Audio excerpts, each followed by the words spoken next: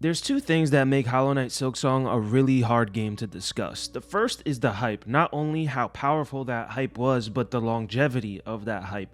For nearly the past 6 years, every Nintendo Direct, every PlayStation Showcase and State of Play, every Xbox Showcase, the live chat was dominated by demands for Hollow Knight Silksong. Make no mistake, Hollow Knight Silksong is the GTA 6 of indie games.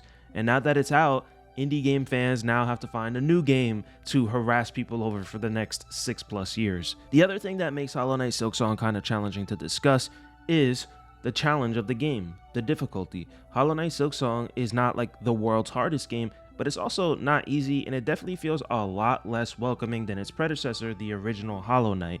It's caused a lot of debate. There are so many Reddit threads, so many Steam threads, so many Steam reviews from salty gamers who are arguing and debating the difficulty of this game. And unfortunately, gamers have a really bad habit of when you try to analyze certain design aspects of a challenging game, usually their gut instinct is just to say, get good, pussy, you just suck at the game. Which is really frustrating because, yes, sometimes that is the case. Sometimes the person who's mad at a hard game just kind of sucks at the game. But let me ask you a simple question.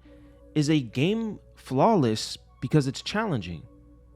Obviously, the answer is no. A challenging game can still have flaws, and I want to discuss some of them with you right now regarding Hollow Knight Silksong. But before I do that, I just want to state my progress in the game. I am a little over 40 hours in. I've gotten one melody. I know that time is actually pretty bad for getting only one melody, but I've done a ton of exploring. I found so many secret tools and powers and extra masks. I've done a lot. I feel like I've done a lot for this game. I don't know what my percentage is, but I feel like I did pretty good so far, and I do plan on beating this game. But in case you think my opinion's invalid because I haven't beaten it yet, that's fine, whatever. But still, 40 hours, that's a good chunk of time. I want to talk about this game, and I want to talk is it really the game of the year for 2025? Last two things about Team Cherry I want to say before we get into the main portion of the video. Number one, I've been seeing a lot of people say that you can tell this game was just made by a small group of people who kept playtesting it over a long span of time. And that makes sense. Team Cherry is a very small group of people, and this game took almost 7 years to make. And it really does feel in a way over-designed, overdone, like they left the roast in the oven for a little bit too long, because it honestly feels like they were like, let's add this, what if we add this, what if we do this, what if we add this, what if we make this do that, and we add this and then put this into the... Whew. It can be tiresome to play sometimes. And the other thing I want to address about Team Cherry is they recently did an interview where they addressed the criticisms of the difficulty, and they basically said, hey, this is a big game, this is a big map with tons of rewards and secrets. If you're struggling with a boss or a certain portion of the game, go explore and find something else. And I think that's true to an extent, to their credit, but that's not really a unique thing to say about this game or a special thing about this game. Games have been doing that for a very long time. If you were struggling hard with a boss in Dragon Quest 1 on the NES, you can go explore and grind enemies and level up a bunch and come back. If you were struggling with a boss in Super Metroid or Castlevania Symphony of the Night 20+ years ago, you can leave the boss and go find more health power-ups or more magic power-ups, more missiles in Super Metroid's case, or a sub-tank.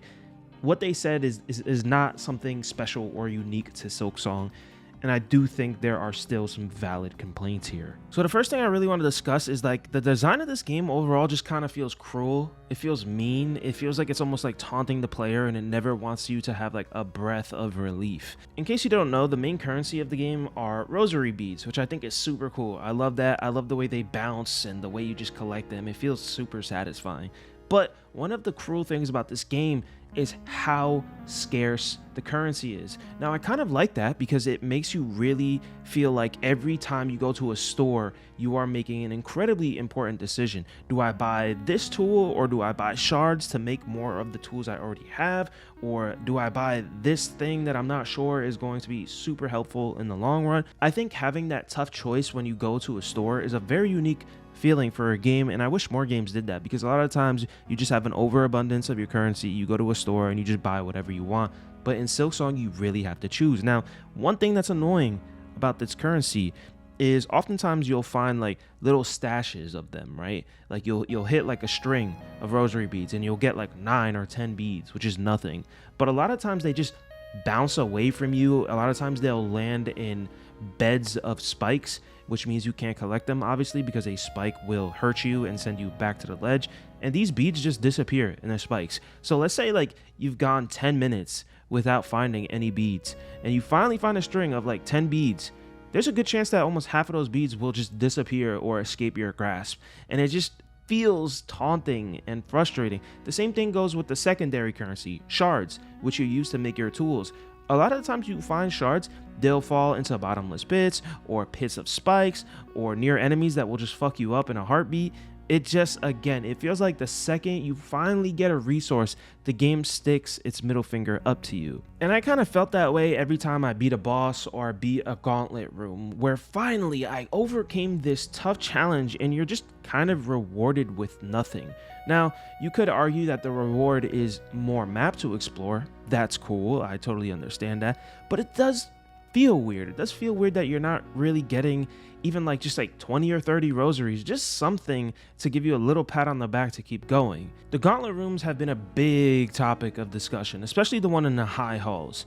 And I don't hate them, but one thing I think is a little bit tiresome about Silksong is it very quickly runs out of challenges to give you for how long of a game it is. Within like the first 2 hours of Silksong, you'll kind of experience every type of challenge there is in this game. There'll be the gauntlet rooms, there'll be boss battles, there'll be incredibly tough platforming sections with spikes everywhere. And that's kind of like the core 3 challenges of the game, and you're basically just getting that over and over and over and over again. And I know every game is repetitive by nature. Usually what you're doing in the first couple of minutes is what you're doing in the last couple of minutes. But again, it's for how big this map is, how big this game is. It does feel kind of tiresome when you're on your 30th, 40th hour and you're just doing the same challenges over and over and over again. Maybe this is just a me thing, but I really think the sweet spot for a Metroidvania is like that 15 to 20 hour mark, even a little shorter, like Super Metroid would be nice. So I don't know. I know some people are beating this game in like 20 hours, but it does feel kind of long for the types of challenges this game just gives you again and again and again. And then there's some cruel, in air quotes, design choices that I think are actually up for a pretty good game design debate if you want to have one. Like the runbacks. The runbacks are probably the internet's least favorite thing about Silksong. Personally, I don't hate any of the runbacks that I've encountered. I actually found the runback that everyone hates, the last boss in Act 1, I'm going to not spoil it. I found that one kind of fun. Like, I really liked bouncing off the bells. I thought that was cool. But yeah, it is a little annoying, and you could actually have a solid debate there where it's like, when a player overcomes a challenge, that platforming section, should you reward them with a checkpoint for the next challenge, which would be a boss battle? It could go either way. You could say, no, the whole challenge, the whole boss battle is the run back plus the boss. I don't know if I would totally agree with that, but again, the runbacks didn't annoy me as much as everyone else. Another thing I just kind of didn't like is when you get to like the second big portion of the map, Act 2, there's like a white key that you can find for free and just put it in your inventory.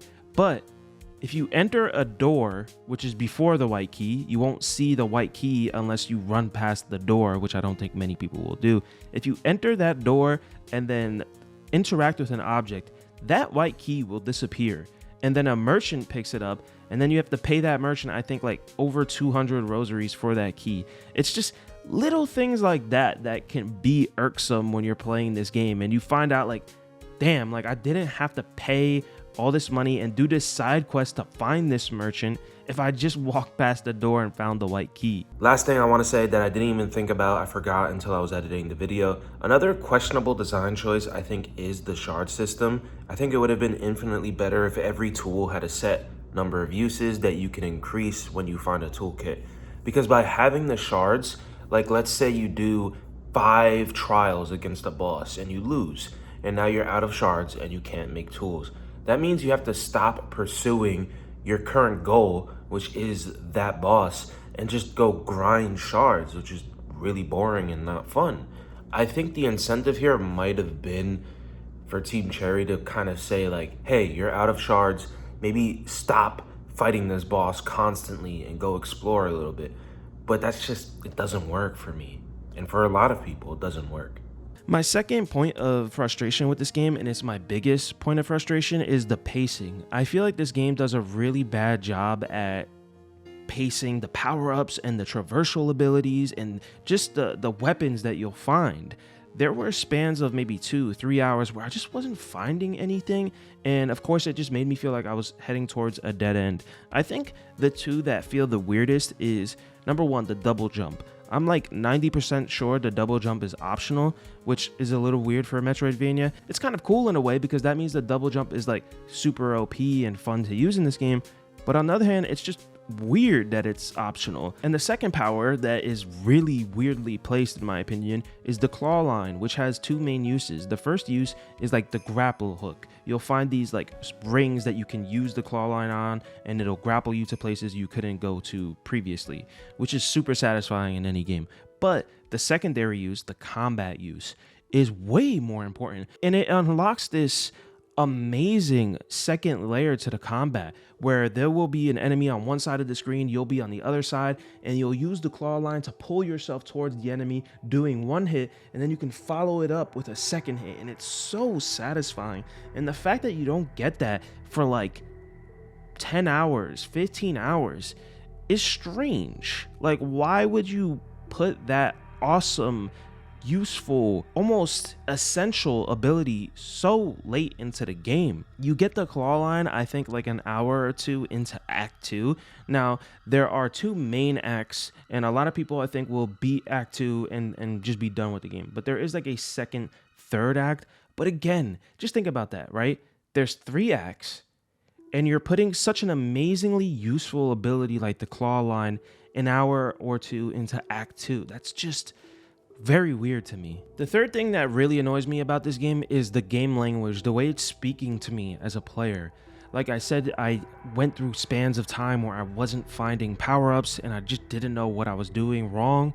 And I think the game does a pretty bad job at telling you, hey, you found a necessary traversal ability that will get you to the end of the game, versus, hey, you found an optional ability. Because the screens all look the same. It all has like this white text, a cool little design, image on it. And I didn't know if I was finding like mandatory abilities or just side abilities that I didn't really need to get.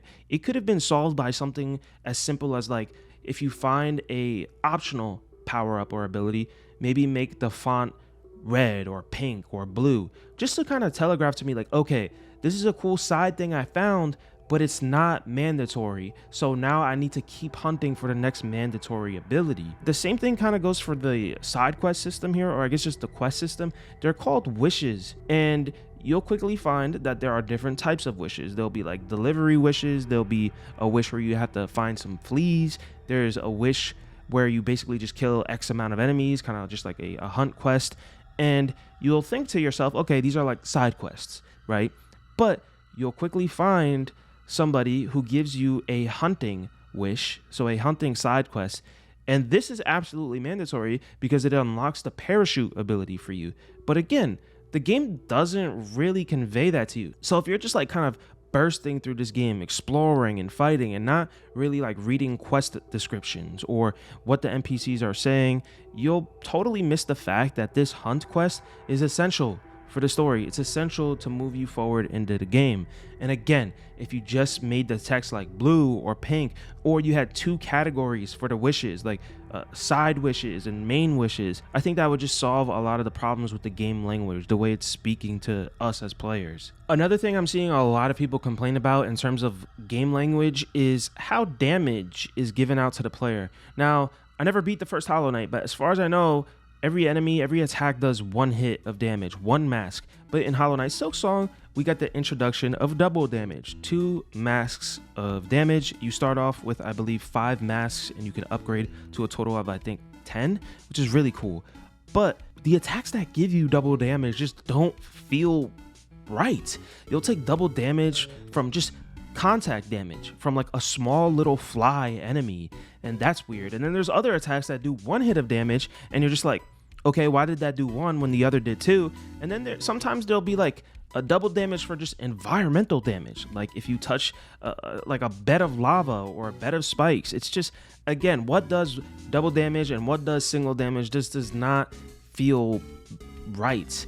And there's certain things that can hurt you that you're like, really? Like if you hit a boss enough times and it falls down to the ground and it exposes its weakness, you'll take damage if you touch the boss as it's falling to the ground, which feels a little weird. There's also a boss, the last boss of Act 1, where if you beat this boss, part of the death animation is an explosion. And if you're next to that explosion, you will die. And if you die to the boss's death animation, you have to fight the boss again, which I just think is utter bullshit, but okay. Before I wrap this up, I want to make it clear that I don't hate Silksong. I don't even really dislike it. I think it's a very good game, and there was like 2 weeks where it was the only game I was playing. It became an inside joke between me and my friends that I just wouldn't shut up about it, even though it was pissing me off so much. And I think this is a very rare example of a team that didn't have any crunch, any deadlines, and they were just allowed to make the game they wanted to make. And that's awesome. But it's not like this flawless thing. If it was, why did it get a patch like the week after launch, which was nerfing bosses and making the first act easier? Because even they knew like, okay, we screwed up a bit on the difficulty of the game. And as far as I know, there have been like, I think 2 more patches. I really would love to see a parallel universe where this game came out with like a different main character and it wasn't called Hollow Knight Silksong.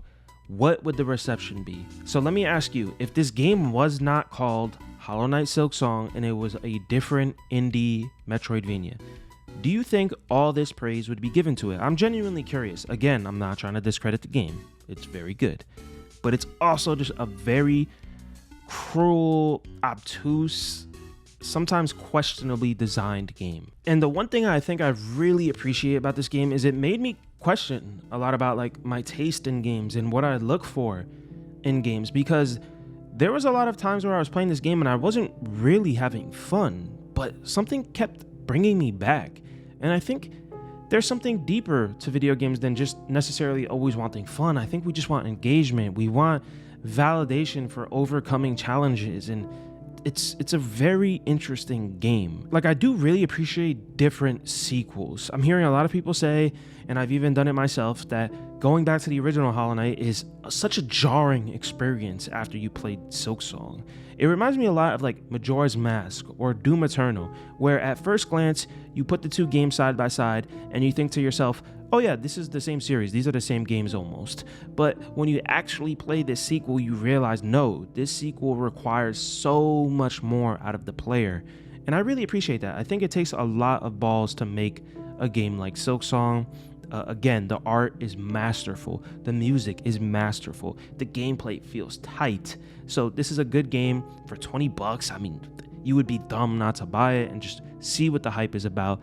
But yeah, I didn't love it as much as other people. I don't think it would be my game of the year. I'll have to see in a couple months when we really are at the end of the year. But what do you think about Hollow Knight Silksong? Do you think that some of these complaints are valid, or do you think I just suck at the game? Let me know down below. Thank you for watching my video.